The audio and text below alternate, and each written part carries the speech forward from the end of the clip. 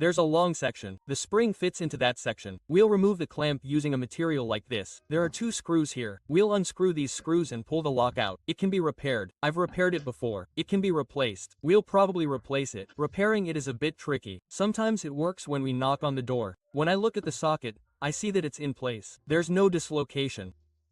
We remove it. We'll bring it back the same way. We'll replace it. There's no way to install it backwards. These have grooves here. Or, I'm looking to see if there's any problem. It seems like that. Now, let's take it to the workshop and disassemble it. If it can be done, let's do it. First, we'll check local service centers. If we can find it, we'll buy it. If we can't, we'll order a similar one online and get our machine working. Now we're going to the workshop. Guys, repairing these kinds of materials isn't very easy, but at least let's see the internal structure. Let's see how it works. We never know. Let's disassemble it first. As you can see, there are tabs here. We're removing it from here by pressing them back in. These are very fragile. We need to remove them very carefully. If they break, it could cause problems. Is there any structural defect? Yes, folks. Let me check if the part has come loose or broken. It probably has, because there are holes at the ends. It looks like it's come loose, folks. There are 2 moving points here. It's a flexible part, folks. I'll disassemble it completely. I'll try to explain how it works to you.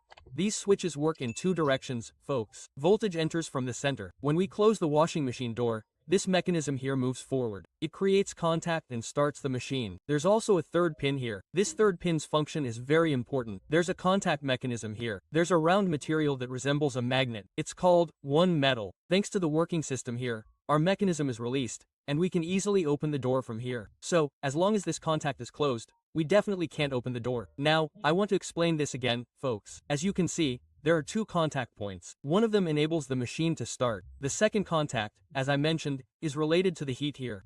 When you remove the power from the tap, the mechanism here cools down and opens our contact. It releases our cover, folks. Since you've already removed it, it's worth cleaning these contact areas with fine sandpaper. You can see they're shiny. These areas are very important. Oxidation prevents the circuit from being completed. Our round magnet-like part, folks, is the thermocouple. You know, the temperature sensor. When voltage reaches this part, it heats up and expands the bimetal components below. It enables our circuit to open and close. Now let's replace them.